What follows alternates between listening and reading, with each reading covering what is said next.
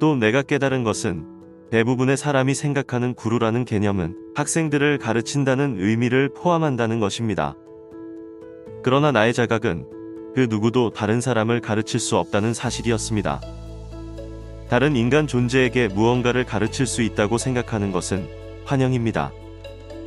이에 대한 이유는 한국에서는 어떤지 모르겠지만 서양에서는 무언가를 배울 때 다음과 같은 개념이 적용됩니다. 지식을 접하고 받아들여 지적으로 이해하고 이성적으로 사고합니다. 그러나 그것으로 우리가 바뀌는 것은 아닙니다. 40년 동안의 여정 동안 나는 특정한 가르침에 대해 오래 공부하고 익혀온 수많은 학생을 만나봤습니다.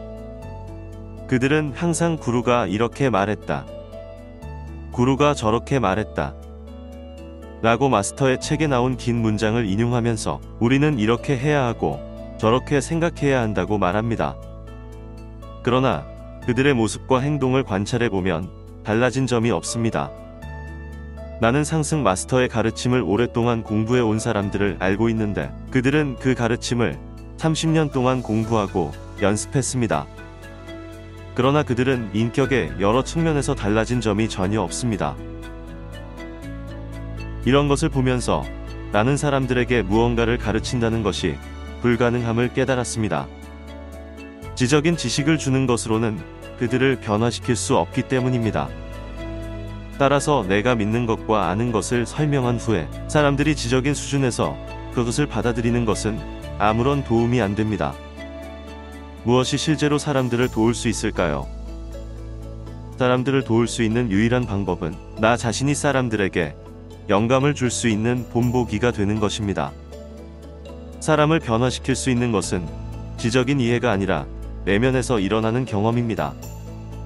지금까지 알던 것을 넘어서는 다른 삶과 다른 존재 방식이 있음을 갑자기 깨닫는 일은 여러분의 가슴 안에서 일어납니다. 그래서 우리는 그 누구도 가르칠 수 없다고 말하는 것입니다. 그러나 우리는 사람들에게 보여줄 수 있습니다. 사람들에게 보여주기 위해서는 우리가 먼저 그 가르침을 체화하고 그대로 살아가야 합니다. 그리고 구루가 특정한 가르침을 전달하는 영적 사람들과 영적인 단체에는 특정한 의식이 있다는 것을 알았습니다. 예를 들어 많은 영적인 운동에서 구루는 이런 방식으로 살면 안 된다 라는 가르침을 전파합니다. 그러나 그 구루 자신은 그 가르침을 따르지 않고 그 가르침대로 살지 않습니다. 그러나 그 단체의 사람들은 왜 구루가 그러한 가르침대로 살지 않는지에 대해 항상 변명거리를 만들어냅니다. 많은 구루와 학생이 모여있는 곳에는 늘 특정한 의식 수준이 생겨나는데 그 이유는 그들에게 영적으로 된다는 것은 외면적인 것이기 때문임을 보았습니다. 어떤 가르침을 접하고 공부하게 되면 어떤 행동을 해야 할지에 대한 규칙을 알려줍니다. 그러면 사람들은 그것을 중요하게 여기면서 그 규칙들을 따르고 그 방식을 고수하면 영적인 성장을 이룰 것으로 생각합니다. 그렇게 하면 깨달음을 얻거나 상승하거나 원하는 목표가 무엇이든 이루어지고 자신들의 외적인 행동을 바꾸면 영적으로 진보한다고 생각합니다. 추종자들에게는 무엇을 하라고 가르치면서 자신은 하지 않는 그러한 구루를 가지게 되는 이유가 여기에 있는 것입니다. 그리고 추종자들은 왜 구루가 그렇게 할 필요가 없는지에 대해 아마도 그는 더 높은 의식을 가지고 있으므로 따를 필요가 없다는 등 이런저런 설명을 만들어냅니다. 그러나 내가 느낀 점은 그 모든 것이 다 인위적이라는 것입니다. 외적인 행위를 바꿈으로써 영적인 진보가 이루어진다는 생각은 허위입니다. 나는 어떤 특정한 행동을 규정하고 이것이 구루가 행하는 방식이야 라고 말하는 대신 사람들에게 스스로 본보기가 되어야 함을 깨달았습니다. 나는 여기 앉아서 최선의 의도를 가지고 이렇게 말할 수 있습니다. 나는 사람들을 돕고 싶습니다. 사람들을 돕기 위해 훌륭한 스승, 구루가 되기 위해 어떻게 행동해야 할까요? 어떻게 행동해야 할까요? 그러고 나서 외면의 마음으로 행동에 대한 규칙들을 만들 수 있습니다. 이것이 이상적인 스승이 하는 방식입니다. 그러나 내가 해야 할 일은 그런 것이 아닙니다. 내가 누군가를 돕고 영감을 주기 위해서 할 수 있는 유일한 일이 있음을 깨달았습니다. 나는 바로 나 자신이 되어야 한다. 나는 바로 나 자신이 되어야 한다. 단도직입적으로 말해서 영적인 여정이란 것은 무엇일까요? 영적인 여정이란 외면적 규칙을 따르는 것이 아닙니다. 예를 들어 서양의 종교 운동에서는 심지어 한국의 그리스도교인들도 훌륭한 그리스도교인이 어떻게 행동해야 하는지에 대한 특정한 모델을 가지고 있습니다. 여러분이 보다시피 그들은 그 기준에 따라 행동합니다.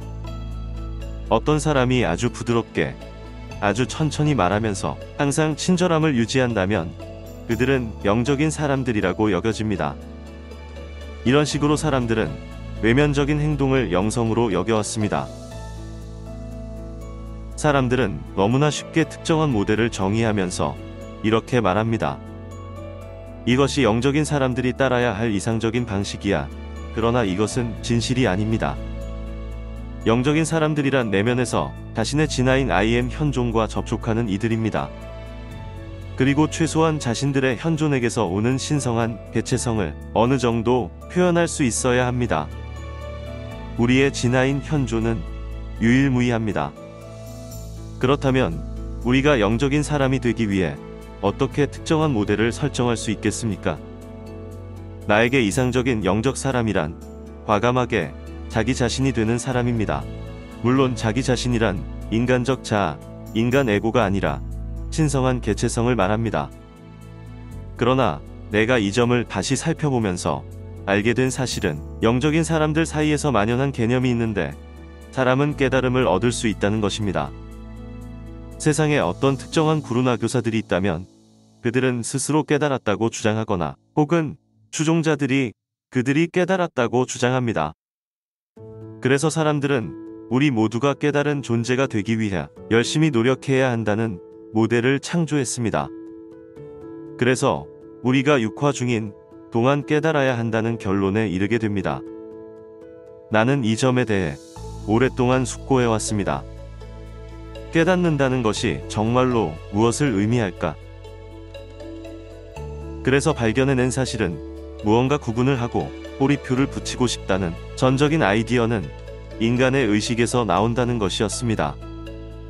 그것은 이원성 의식에서 나온 것으로 그 의식은 사람들을 구분해서 이렇게 말하고 싶어 합니다.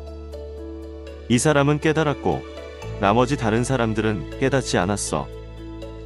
여기에 있는 것은 이원성 사고방식입니다. 그리고 만약 내가 훌륭한 상승 마스터 학생이고 스스로의 마음을 성찰하며 작업한다면 자신의 심리적 문제를 해결하고 더 높은 수준의 의식에 이를 수 있다고 생각한 몇 년이 있었습니다.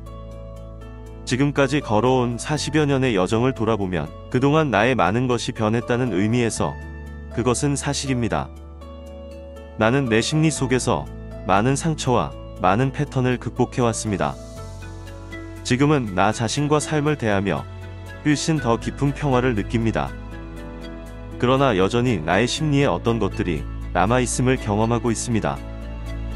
그리고 나는 거듭해서 깨닫게 될 것입니다.